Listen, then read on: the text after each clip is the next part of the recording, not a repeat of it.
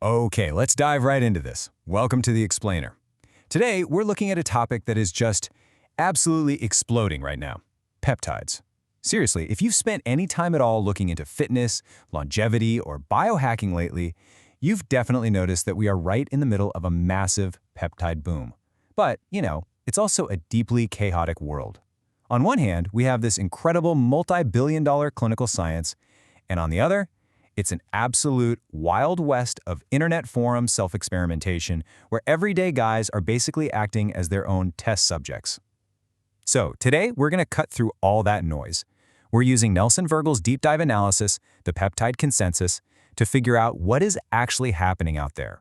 I want to start right here because this is really the beating heart of the hype. Just listen to this real-world testimonial from a user going by Iron Hills Runner on the XLMail forum.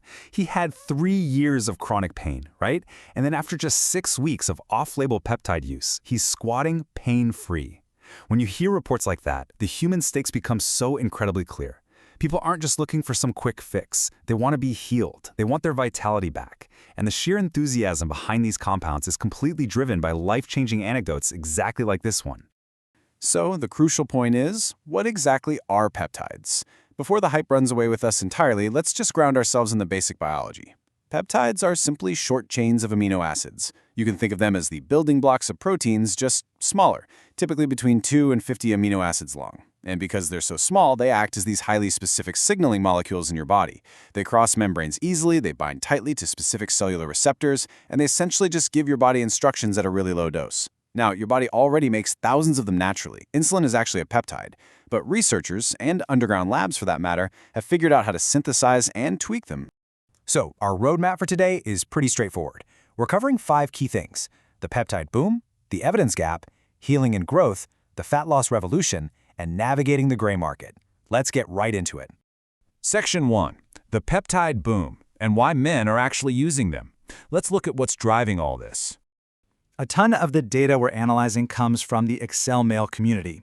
It's a hugely popular men's health forum where users meticulously document their off-label protocols.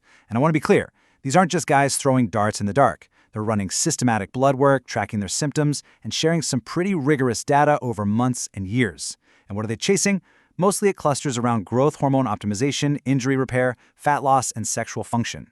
But why peptides, right? Why not just use exogenous hormones? Well, it comes down to biological elegance. Men are turning to peptides because they want targeted results, but they want to preserve their body's natural feedback loops. Instead of shutting down the body's natural hormone factory, certain peptides just whisper to the body to produce more of its own. It's a much gentler, systematic approach, well, in theory at least. Section 2. The evidence gap: mice versus men. Now, what's really interesting about this is how the internet loves to blur the lines between a breakthrough in a lab mouse and a safe treatment for a human being. We have to understand this gap. There is a massive scientific chasm here. The source material organizes peptides by evidence tiers. You've got Tier 1, that's FDA approved with substantial human safety data. Think of those blockbuster weight loss drugs everybody is talking about. Then you've got Tier 4, meaning human trials are at least completed or ongoing. But then you have Tier 6. A Tier 6 compound has only been studied in animal models. 0 completed human trials, none. And yet, some of the most popular peptides on the internet are solidly Tier 6. You have to remember, a rat's biology is not your biology. And that gap right there is where all the risk lives. Section 3. Healing and growth: miracles or myths? This brings us to the absolute most hyped tissue repair compounds out there today: BPC 157 and TB 500. It's kind of wild when you look at the comparison. On one hand, you have over 3 decades of animal research on BPC 157 and TB 500 showing literally incredible things. We're talking consistent tendon healing, new blood vessel formation, systemic cell migration.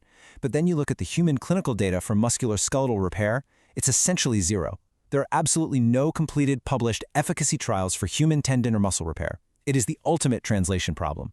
Making the leap from healing a rat's severed Achilles to healing your rotator cuff is a massive hypothesis. I don't care how many forum users swear by it, the data just isn't there yet. Which leads us to the core mantra of our source material today. Honestly, this is a phrase you should probably write down. Reported dose is not recommended dose. Observing human behavior on forums is super fascinating, but it is definitely not medical advice. Just because some guy on the internet injected 500 micrograms of a research chemical and said he felt great, that doesn't mean it's safe or appropriate for you. Now, moving from tissue repair over to growth hormone secretagogues, we actually find some Tier 4 compounds, meaning we have some human clinical data. The biohacking community has figured out how to stack these to safely amplify growth hormone. Like they'll combine ipamorelin, which is known as the cleanest peptide because it doesn't spike your cortisol, with something like CJC1295. Together, they amplify your natural growth hormone pulses without totally throwing off your body's rhythm. Then there's MK670. Huge popularity there because it's an oral pill, not an injection, but it comes with a real cost. The forum notes a user named Paulie who took 25 milligrams of MK677 and literally woke up with sausage hands from severe water retention. So again, real-world data showing very real-world side effects. Section 4. The Fat Loss Revolution. Let's talk GLP-1 peptides. We're transitioning now to a totally different world. Tier 1. This is where the clinical evidence actually matches the internet hype. But, and this brilliantly illustrates the catch, there's a hidden danger to these miracle fat loss drugs.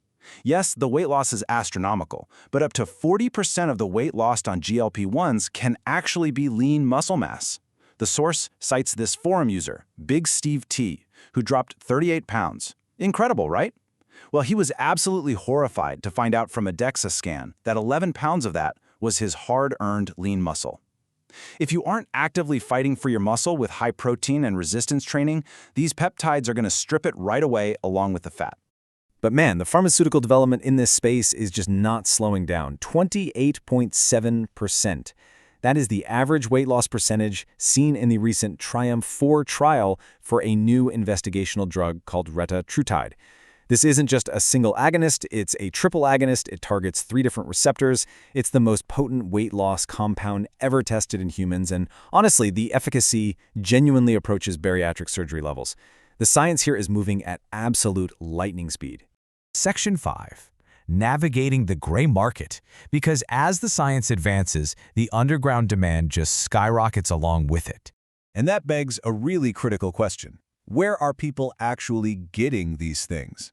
Most of what we've talked about isn't coming from your local pharmacy. And the regulatory landscape surrounding it is highly volatile, it's complex, and it's basically constantly shifting under our feet. Let's just neutrally look at the facts on the ground as of mid-2026. Peptides like BPC-157 and TB500 are stuck in total regulatory limbo. The big update was that in April 2026, they were actually removed from the FDA's Category 2 banned list, which sounds great, but here's the catch. They were not added to the approved compounding list. There's a hearing set for July 2026 to figure it out, but until then, licensed pharmacies generally cannot make them. So what does that mean in reality? It means regular people are forced to buy them from research chemical suppliers online. It's a complete legal gray zone where quality control is 100% up to the buyer. Let's move to and see how this builds a massive safety risk. Operating in this gray zone is dangerous. So, if you are sourcing independently, the community consensus lays out these non-negotiable safety steps. Number 1, you absolutely must demand an independent, third-party certificate of analysis. Number 2, verify the purity is 98% or higher. 3, confirm the actual molecular identity so you actually know what's in the vial.